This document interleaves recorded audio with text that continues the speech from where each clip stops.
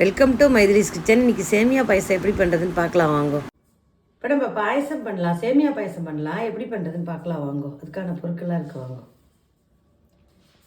சேமியா 1 கப்பு வச்சுருக்கேன், சர்க்கரை 1 கப்பு வச்சுருக்கேன், ஒரு 5 முந்திரி திராட்சை வச்சுருக்கேன், 1/4 ஸ்பூன் ஏலக்காய் பொடி வச்சுருக்கேன், தேவையான அளவு நெய் ஒரு 1/2 ஸ்பூன், பால் 1 கப்பு காய்ச்சி ஆற வச்சு வச்சுருக்கேன். வாங்கோ பார்க்கலாம்.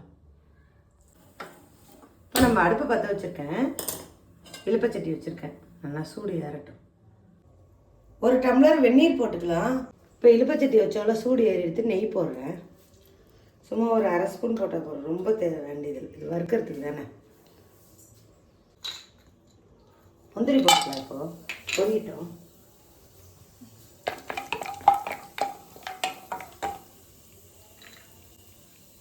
திராட்சையும் போட்டு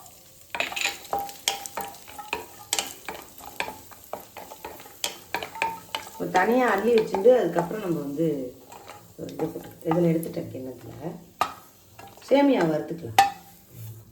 சேமியா வறுத்துக்கலாம். இதில் நல்லா பொரிக்கிட்டோம். இது ரொம்ப ஈஸியாக இருக்கும், பண்ணுங்க. ரொம்ப நல்லா இருக்கும். பண்ணி பார்த்துட்டு எல்லோரும் கமெண்ட் பண்ணுங்க, எல்லோரும் லைக் பண்ணுங்க. பாருங்க, நல்லா வறுத்துக்கணும், சவக்க வறுத்துக்கணுங்க. அப்போ தான் நல்லாயிருக்கும், சூப்பராக இருக்கும், ஜோராக இருக்கும். நீங்கள் பண்ணி பார்த்துட்டு சொல்லுங்கள். இது நல்லா வறுத்துக்கணும், வறுத்தா தான் நல்லா வேகும் சேமியா. பாயச சேமியான்னு கிடைக்கும், அதுதான் இது. உப்புமா கிண்ட சேமியா இல்லை. இப்போ நல்லா வறுபட்டு எடுத்து இந்த சூடாக வைக்கிற ஜலத்தை இதில் ஊற்றுறேன். 1 டம்ளர் வச்சுருக்கேன், பெரிய டம்ளரில்.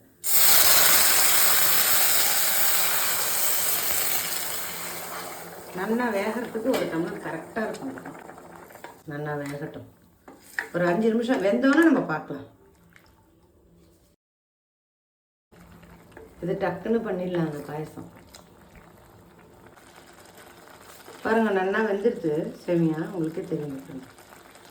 இது பாருங்க, நல்லா வெந்துடுது சேமியா. இப்போ சர்க்கரை போட்டுக்கலாம்.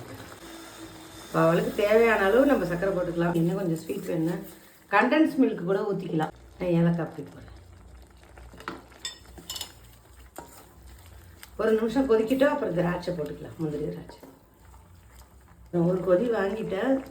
இது போட்டு முந்திரி திராட்சை அடுப்பு ஆஃப் பண்ணிடுறேன். ஜீனிலாம் நல்லா கரைஞ்சிட்டு பால் ஊற்றுறப்ப நம்ம பார்க்கலாம் எப்படி பால் ஊற்றும். ஒரு 10 நிமிஷம் மூடி வைக்கிறேன், பால் ஊற்றும் போது பார்க்கலாம்.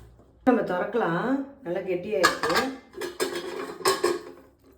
இப்போ பால் ஊற்றுறேன். நல்லா ஆறிடுச்சு. நான் பால் ஊற்றுறேன். 1 கப்பு பால் காய்ச்சி ஆற வச்சு வச்சுருக்கேன். இது நல்லா ஆற ஆற கெட்டியாகிடும் உங்களுக்கு. இன்னொரு 1/2 மணி நேரம் கழிச்சு பாருங்கள், இன்னும் கெட்டியாக போயிடும். சேமியா பாயசம் ரெடி. இந்த மெத்தடில் எல்லோரும் பண்ணி பாருங்க, ஜோராக இருக்கும்.